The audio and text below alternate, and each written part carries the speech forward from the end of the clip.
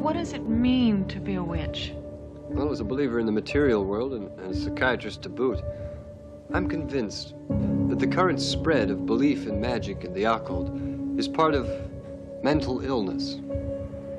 Bad luck isn't brought by broken mirrors, but by broken minds. All right, this is the Last Roundup Horror Show. I am Frank. With me, as always, we have John Walmsley in the house. There he is. And we have Ray McGuff, Randy Wotan. Hi, guys. And then from the, let me see if I remember the podcast name, the Non-Judging Breakfast Podcast. Is that what it is? That is correct. The Non-Judging Breakfast Pod. We have Steven or Steve or Mr. Marchand. Yes. Yeah, I know it's a tough one. It doesn't look how it sounds, and it's not spelled how it looks. So, or it's not spelled how it sounds. And Steve got a hold of us through TikTok, which I don't know how long that's going to last. It seems like America does not want TikTok to happen, or at least the government doesn't. Yes. So 100 old farts don't want this to happen anymore. So I think congratulations, America.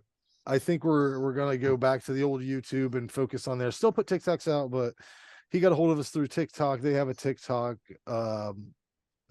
which you're a Gossip Girl podcast. So it was. I was like, why does he want to come on and talk horror movies with? I'm glad you did, but I was like, what was the motivation to come? You just saw us on and was like, what's up? Yeah, I mean, really, that's what it was, and like. I got kind of brought into the Gossip Girl thing. I've never seen an episode before I started this podcast, and my podcasting partner was watching when it first came out, and was like, I want to start trying to podcast, and you know, he's been kind of running that, but at the same time, it was like, let's get out and talk to other podcasts, and I even mentioned this to Lee. I'm more the horror guy than Leaf is, and that was really my incentive. Is I watch horror movies with my daughter, like every time she comes down to hang out, and it's funny. It's like we run the gambit of horror movies. You know, when the boobs come out, we both get on our phones and just kind of like, you know, in a random zombie movie, and we're just when it's too awkward, we just kind of like, you know, focus on the movie. But for since she was like 13 or 14, we've been watching horror, and she's 17 now, and we always watch horror movies together. And so this just seemed like a really fun avenue for that. So I really appreciate you guys having me on. Oh, no problem. Yeah, we're I think that's amazing about the horror you know, genre in general, is that, and especially I'm sure that everybody here has went to cons, you know, there's such an eclectic group of people, you know, it's not just one pigeonholed group, you know, so I think it's pretty neat. When Frank told us you were coming on, I said the same thing. I'm like, Gossip Girl, I think I've seen one episode of that. Well, yeah, but I figured like you probably wouldn't want to do this unless you were a horror fan, so that's just cool. So. Yeah. That's awesome. Yeah, and it's funny because I was a big horror fan when I was younger and used to watch horror movies with my dad, and then stopped kind of watching them for a while. And then when my daughter got back into them, then that brought me back in. And she said, well, why did you stop watching them? And I was like, I had kids. I had real things to be afraid of. Yeah. I stopped for a while too. It was just they were bumming me out for a while. Like it was like life was bumming me out, and then that would bum me out even more. But then starting to do the podcast, just you know, I found stuff that I didn't think I liked that I did, and just brought me back into it. But this is our 100th episode of the show. Technically, we've probably done more than that because we did a bunch of weird offshoots and shit. But we're also doing a movie we've never done before, Suspiria. I'm surprised we haven't done. We've done a lot of Argento, and I still don't know how I feel about him, to be honest with you. I appreciate his eye, I appreciate his artistic viewpoint, but a lot of the structure of his movies are fucking bullshit. It's you got to just be like, all right, well, I guess that's whatever the fuck it is. And this is one of those. 1977. An American newcomer to a prestigious German ballet academy comes to realize that the school is a front for something sinister amid a series of grisly murders. Directed by Dario Argento, written by Dario Argento, Daria Nicolodi, who's usually an actress. She's been in several Argento films, and Thomas De Quincey. And it appears that he wrote the Three Mothers book, like whatever the Three Mothers trilogy is based on. He wrote all of it. Yeah. And it says book. So whatever the fuck that means. Anyways, let's start with you, Steve, since you're our guest. What did you think of this 70s classic? I enjoyed it. I had fun with it, right? It was quirky. It felt very 70s horror. You know, there were certain things that I really liked, certain directorial choices, and especially early on, that I thought were really interesting. Just kind of like very violent imagery without anything really being violent. The wind, the water, like all of that imagery going in, I thought was really like brought me in. At the same time, there was a lot of those moments that you just felt like you had to accept what they were laying out for you. Sort of like what you just said, that there was a lot of, oh, well, I guess we're here now. Yeah. That's what Argento does. Oh, yeah. Oh, I guess that's the person that wouldn't let you in earlier, and that's why she didn't let you in. And but at the same time, you know, I enjoyed it. What would you give it out of 10? That's how we do things around here. Sure, I'd probably give this a 7 out of 10. You know, I'd probably a solid C. You know, yeah. That mostly because of how almost disorienting it got at times. Is that where I landed? No, I gave it a 6. I was correct about this soundtrack. I love Goblin. They're fucking amazing. I listen to Goblin soundtracks all the time, like all of them. Phenomena, Deep Red is awesome. Even shit from movies I've never seen is great. This soundtrack, I knew before ever seeing it that I fucking hated it, and the reason is there's the flavor of the Goblin I love, the organs, that organ theme is great. But then they lay so much garbage noise over top of it, and like sometimes it sounds like bats made out of violin strings. It's fucking terrible. And it makes it unlistenable. And if you sit down and are like, I'm gonna pop on the Suspiria soundtrack, you're fucking crazy. That's it. That's all there is. John, I love that. you're nuts. I You also pop The I've seen Shining him on. You're like, let perform me it put the live. Shining soundtrack on. Boom, boom. No, it's the one I don't like, but I do think more directors should take consideration to lighting and color like Dario Argento does. You can always tell when it's his shit, even if it's bad shit. You can always tell. If you watch Mother of Tears, it's a terrible movie, but it's Argento, and you can appreciate his effects and his colors and the way he shoots things. I think he could benefit always from a screenwriter.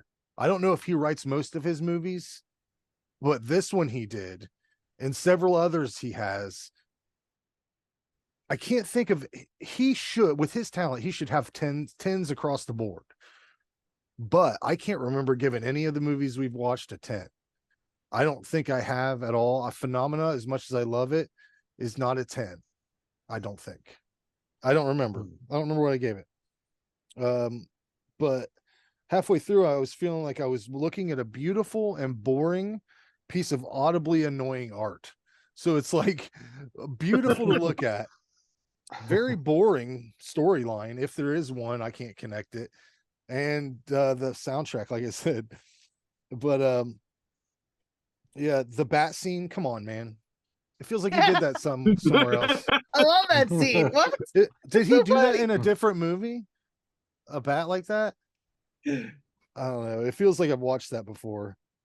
Maybe it just reminds me of the spider scene from fucking no, that's Fulci, isn't it? The spiders are in the Beyond. Yeah. Well, they did a bat in House by the Cemetery. That's it. That's the one I'm thinking of. I was whenever that happened, I was like, well, fuck, boys, what's next? You just gonna bring some skeletons out to fucking jangle around and spook the lady? I don't know. Fucking bats. But essentially, this movie felt like watching a mousy woman sneak around a very cool and colorful haunted house while nerve-wracking music jangled me to my core the whole time. It's not unwatchable for me, but it's about as entertaining to me as Hellraiser or Carrie, which I don't really care for either one of those. I can appreciate the things that are going on in both those movies visually and shot, how it's shot, but I give it a 6 out of 10. I understand why it's a classic though, and I understand why anyone might love it. So who's next? John, Randy? Yeah, so I'm one of those dudes that loves it. This was recommended to me a long time ago, like probably college years. And when I first saw it, I was like one of the first Italian horror movies I ever saw. And I'm like, this is fucking weird. I consider this a must-watch horror film. It's just overall I feel like it's a great Italian horror film. Yes, it's got its problems, but the lighting, the music, I love the soundtrack. Like the sounds, they played it live. They recorded the soundtrack first, and then they played it live on set at full blast to unnerve the character. This is when I realized that I added all Goblin shit to my playlist one Halloween, and I went over to Jason's house and we were having a party. The thing was on random on this Halloween playlist. When the theme to Suspiria came on, he goes, dude, what the fuck is going on over there? Because it was just, like it's got fucking Claudio Simonetti all over it going, whatever he's doing. Yeah. And it was like, it was a weird jangly shit. And I had to physically go up and walk over and change the song because it was like freaking people out. So, the story, if you notice like some weird things in there, like why are the doorknobs like throat high on everyone and stuff? This was originally written for the girls to be like teenagers, like or preteens even. I read 12. Yeah, there you go, 12. All right, so like 12 or 13. But like because of the violence and stuff and the laws in Italy, like there's just no way. So they left the script the same, pretty much. The effects, awesome. Love the effects. That the death's brutal. That first death with the hanging, just not like it's like, all right, he's repeatedly stabbing her, that demon or whatever they conjured up to come get her. And stabs her so much you see her heart beat, and he stabs that. All right, that's still not enough. Okay, let's tie her up, throw her through that glass, and then that's not all. And then I love the editing of that scene. It's just like the way the quick cuts just make it really effective. And she just, what a brutal scene. Like, it's so good. So awesome. The magazine was cool. I love that one. The only thing that irks me is like outside of shock value, what was, I guess, to move the plot forward to hear the directress, behind the curtain, because that was their whole thing. But why would you store food in an attic? A big ass place with a decent sized kitchen. Like they have to have a place to store food. What was the food? I don't even know what the fucking food was. She opened up a thing, right? Sausage. It looked like cured meats, like sausage, like yeah, sausages and stuff like that. That's what I thought. It looked like a butcher. Like that's that kind of Argento shit that like you're just like, oh, for sure.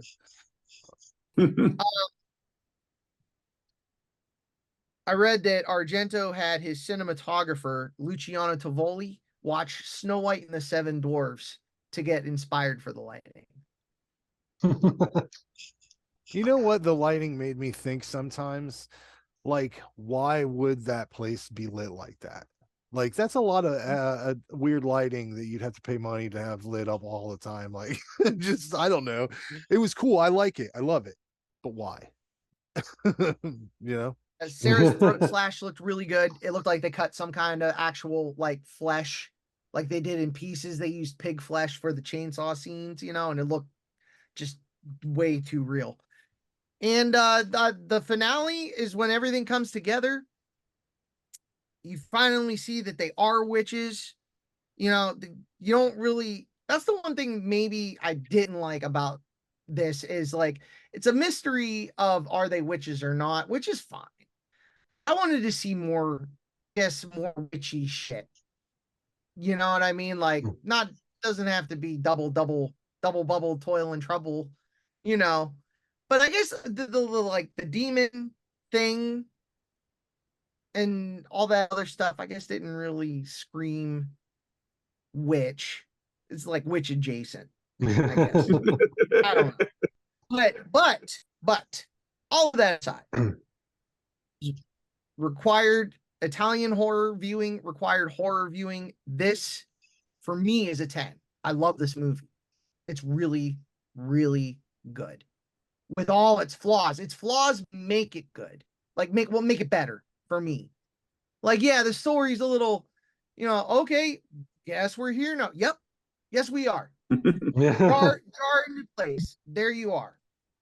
All right, cool. You know, so, but yeah, this is, even my wife watched this one and liked it.